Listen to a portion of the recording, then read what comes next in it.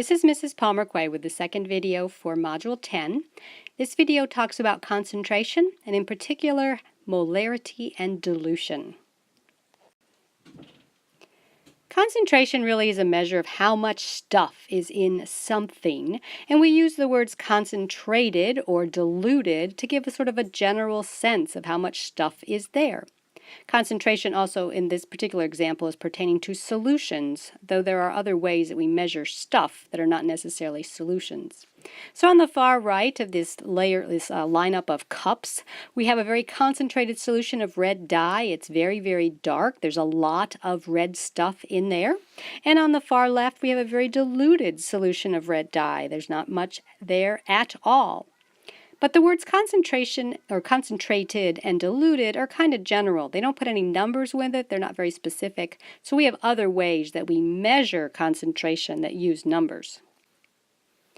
We've already worked with density as one way to measure the concentration or how much stuff is in something, and that is a measurement of mass per unit of volume. Density can be used to measure solids, liquids, and gases, and both substances and mixtures. But there's two other ways that we measure concentration that are not discussed by your textbook that I did want to go over just to alert you to them. The first is mass percent, which is the mass of whatever component we are interested in. And of course, this would have to be in a mixture or a compound, more than one thing. It wouldn't just be a single substance. But the mass of the component divided by the total mass times 100%. So we go from a decimal to a percentage. Mass percent is used to talk about elements in compounds and also components of mixtures, especially when you have a solid that's been dissolved in a liquid. If the solid amount in your mixture is very, very, very small, then we tend to use ppm, or parts per million, because the mass value, the gram value, would be a tiny, tiny decimal. Similar to mass percent, we have volume percent, and this is used with liquid mixtures when you have a liquid dissolved in another liquid. And as you may guess, it would be the volume of whatever component we are interested in divided by the total volume, again, times 100%. So two examples from real life. Vinegar is 5% acetic acid by mass. So it's a mass percent volume, or mass percent measurement, sorry. Down here on the label, you can just barely make out it says 5% acidity. So that means there are 5 grams of acetic acid, and hopefully you can recognize here's your acetate ion making up that acetic acid, but 5 grams of acetic acid in every 100 grams of vinegar. That 5% mass percent. Drugstore hydrogen peroxide, in comparison, is 3% hydrogen peroxide by volume. So it is a volume percent. And you can see its label says solution 3%. So that means there are 3 milliliters of hydrogen peroxide in every 100 milliliters of solution. Of course, it is a very well mixed solution, so they're not just sitting there on the top, but they're all distributed throughout that 100 milliliters. The measurement that we tend to use as chemists much more frequently is molarity, because molarity measures how many particles are available to react in any solution, and chemistry is very much concerned with reactions. Molarity is written as the capital M as abbreviation, and the definition is it's the moles of solute in 1 liter of solution. To calculate the molarity, then, you divide the number of moles by the number of liters in your solution, and that will give you an answer that is moles per liter, which of course is the same thing as molarity. Just looking at these two pictures, let's assume that this little beaker here on the left has 1 mole of particles in it, and it is a 1 liter beaker. So of course its molarity would also be 1. If you count the number of particles, you'll see 13 little yellow dots, and there are 13 dots over here on the right, but of course the volume is much larger. So we still have 1 mole, but we have about 4 liters of solution. So our molarity will be 0.25 instead of 1. The molarity has decreased, even though the number of moles has not changed, because the volume has changed. And so if we took a certain amount, say we took, 10 milliliters out of our 1 molar solution, we would have more particles in it than 10 10 milliliters of our 0.25 molar solution.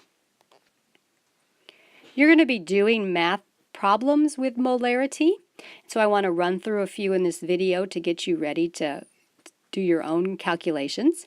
Problems will ask you something like this. They may ask, what is the molarity of 500 milliliters of solution that contains 42.2 grams of ammonium chloride? And so here you need to calculate the molarity using the information given. We need to move from grams into moles because your measurement of molarity is moles per liter. So the first thing you need to do is take that 42.2 grams and divide it by your molar mass of 53.5 grams per mole. So this is going to tell us that of ammonium chloride, we've got 0.789 moles. And of course, ammonium chloride, its formula is ammonium and then chloride. And since ammonium has a positive 1 charge and chloride has a negative 1 charge as an ion, this is the formula. So now we have our moles, and here are our volume measurement. It's in milliliters though, so we're going to have to change it.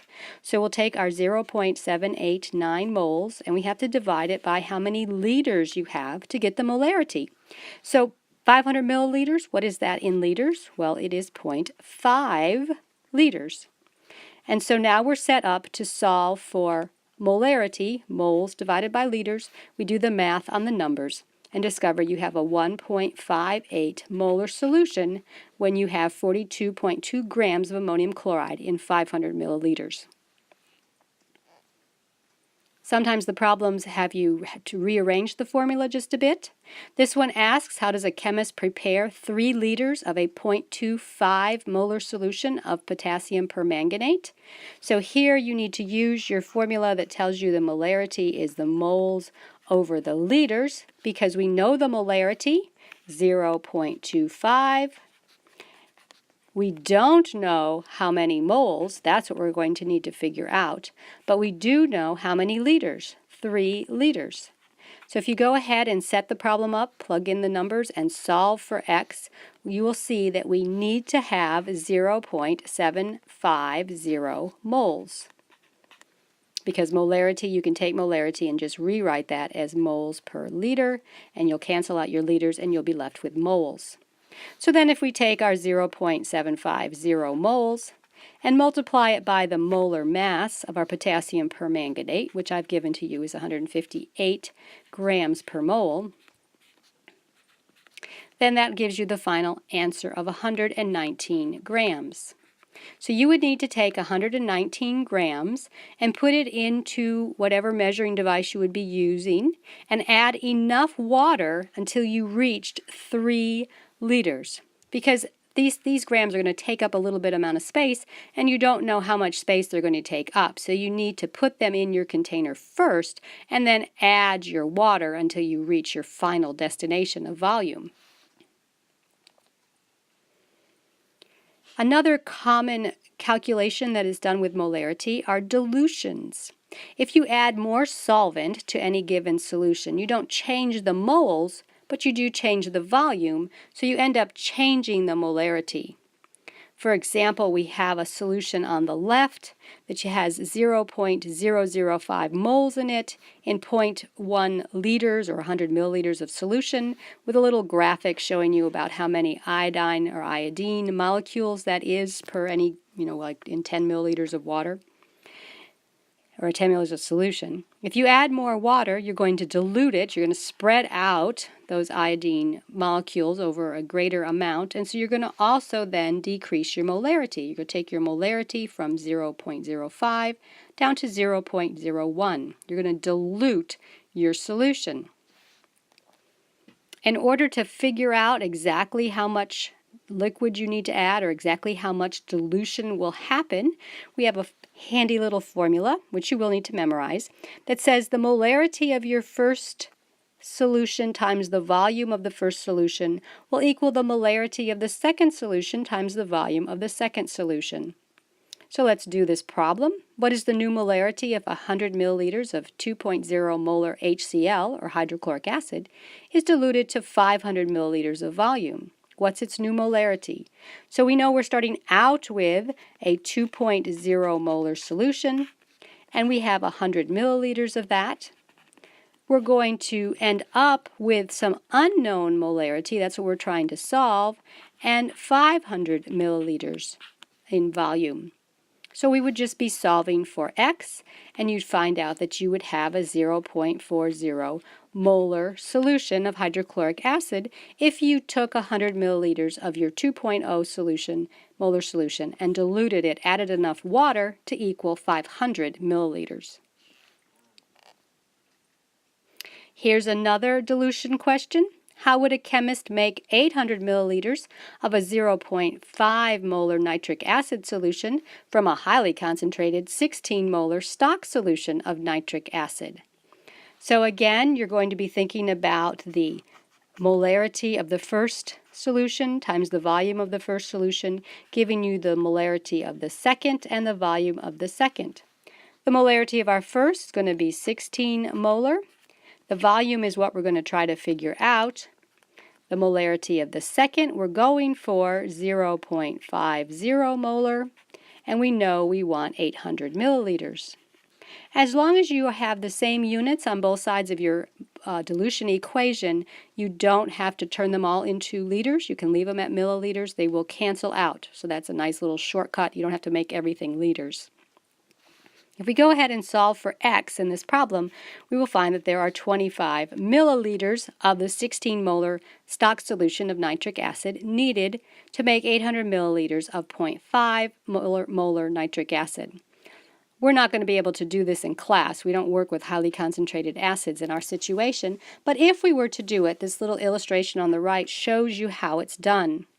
You need a piece of equipment called a volumetric flask, which has just one little line that is a very precise measurement. So this one is a 500 milliliter flask being illustrated here. So this little line across the neck is exactly at 500 milliliters.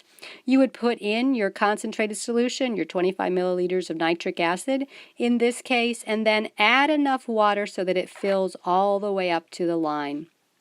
Because liquids do kind of slide into each other when you dissolve one in the other, you can't just say, oh, I'm going to take 25 milliliters of nitric acid and 775 milliliters of water, because actually you end up with less than 800 milliliters of a final solution.